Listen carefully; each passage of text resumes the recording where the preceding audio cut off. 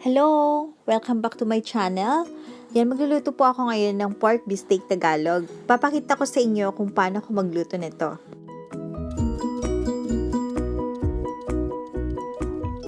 Ayun, ang sarap. Kain po tayo.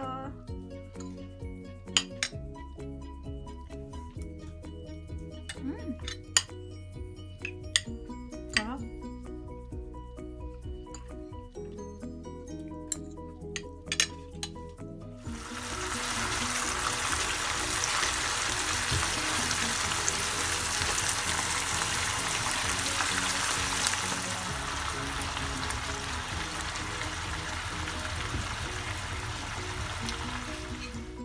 Hiwain lang natin ito ng maninipis.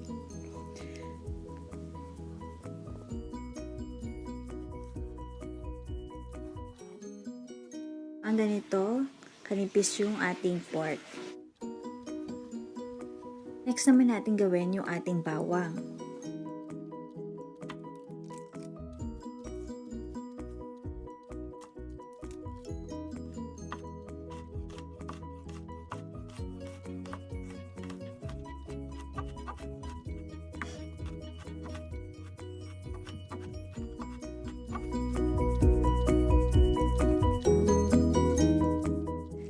Lalagyan na natin ito ng soy sauce. Lagyan natin ito ng 3 tablespoon ng soy sauce. Any brand ng soy sauce, pwede yung gamitin dito. Next naman is 1 tablespoon ng vinegar.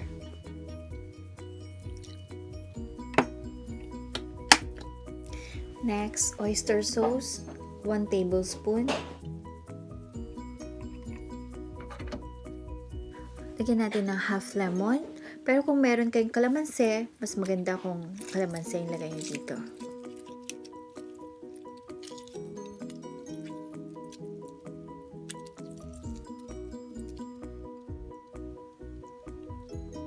Yan, tinanggal ko lang yung buto. Next, lagyan natin to ng black pepper.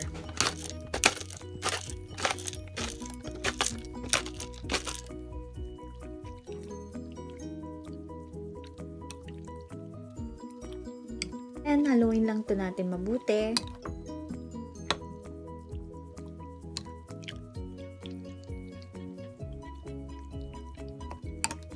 Pag-mix na natin itong mabuti, mamarinate natin to 1 to 2 hours or overnight. Then, lagay na natin ito sa ref. Nilulutuin ko na ngayon. Lalagyan natin to ng sibuyas. Din kayong gumamit dito ng red onion kung meron kayo.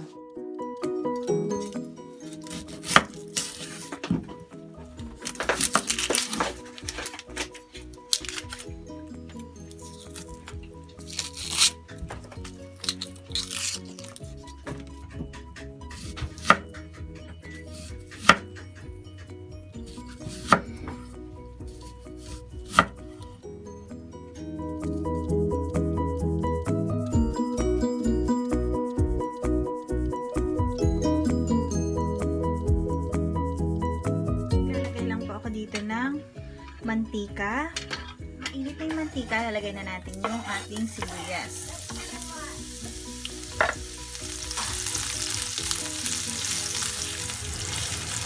Kailangan half cook lang yung ating sibuyas, then hanguin na natin ito.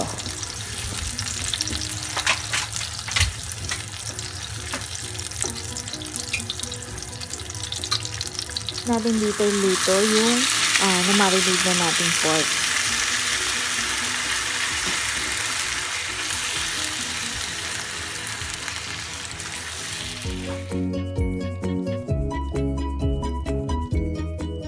Tayin lang natin to na maluto ng konti.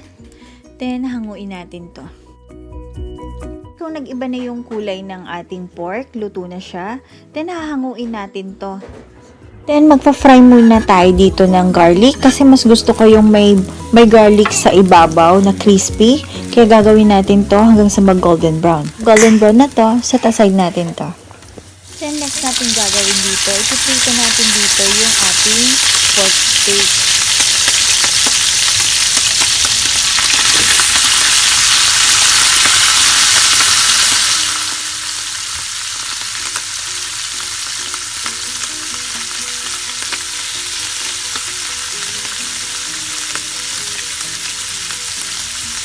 Huwag yung tatapon yung sabaw niya na natira dahil gagamitin natin ito mamaya pag naprito na natin itong ating pork.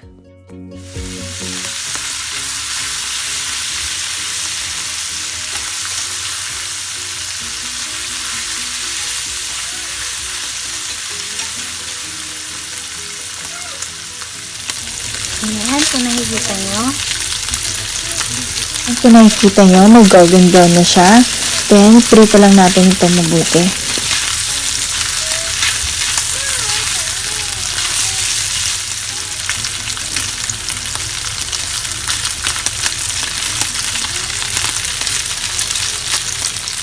Then, saka na natin dito ilalagay yung sabaw niya.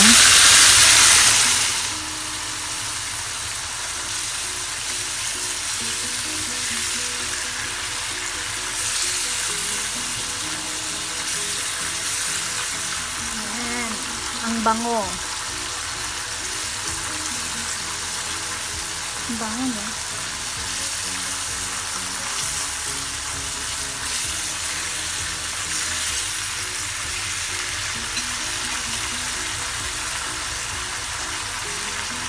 Ayan, kung nakikita nyo, medyo malapot na yung sarsa niya. Pwede na natin ilagay dito yung ating sibuyas.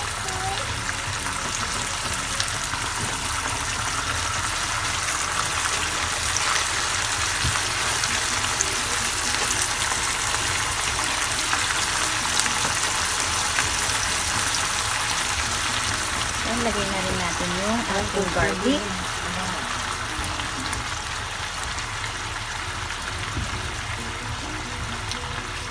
Ayan.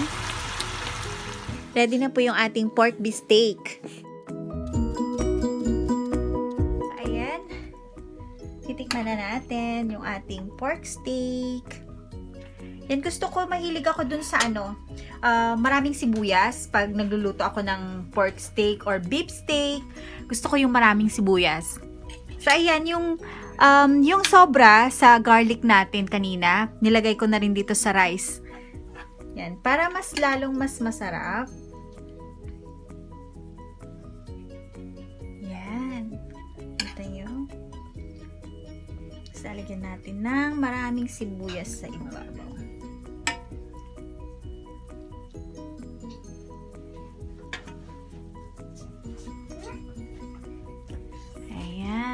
Kain po tayo.